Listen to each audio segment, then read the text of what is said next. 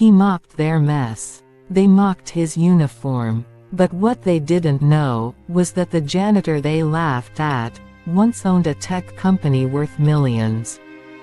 And when he returned, not with a mop, but with a master plan, revenge was colder than the marble floors he used to clean.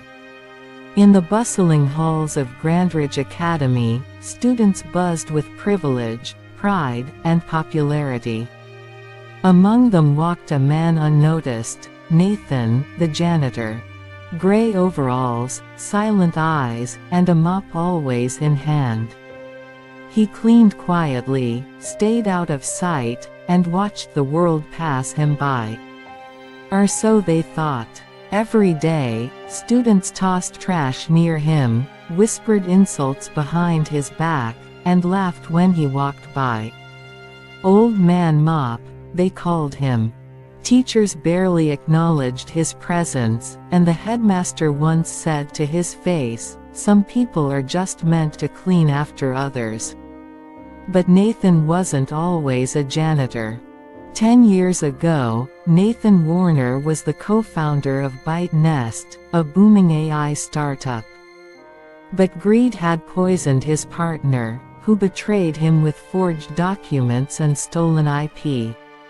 Nathan lost everything. The lawsuit drained his savings.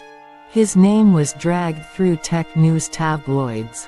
He vanished. But he didn't give up. He studied, watched, waited. The rage didn't consume him, it focused him.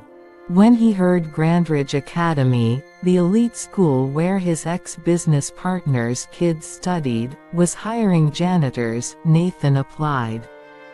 He wanted to be close. To see how the privileged lived. To prepare his move. Revenge, he believed, should never be rushed. For 3 years, Nathan mopped those floors, heard those insults, and remembered every name. Behind the scenes, he rebuilt ByteNest from scratch, secretly launching a new startup under a different name. It grew rapidly, quietly acquiring smaller companies, until it was powerful enough to buy out the very tech firm his ex-partner stole from him. And then, he made his biggest move. Nathan approached the Grandridge Academy board with an offer too good to refuse: a full acquisition and modernization plan, funded entirely by his company, now worth over $70 million. The school was struggling with outdated systems and funding issues. The board accepted. Overnight, Nathan became the owner of Grandridge Academy. The next morning, students walked in laughing, throwing wrappers on the floor. But something was different.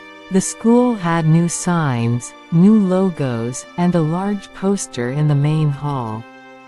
Greater than, "Welcome to Warner Institute, where character counts." Whispers spread fast. Who was Warner? What happened to Grandridge? Then Nathan walked in, not with a mop, but in a sharp black suit. A student muttered, "Isn't that the janitor?" Nathan smiled. Was.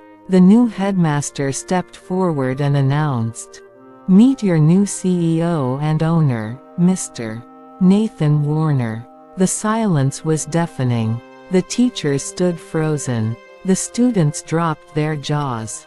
And in that moment, every insult, every laugh, every mocking comment came flooding back to them like guilt written on the walls.